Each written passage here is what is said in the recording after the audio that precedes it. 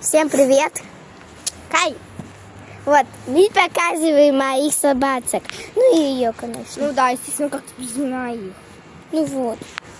Они хотят потом вырасти и пожениться.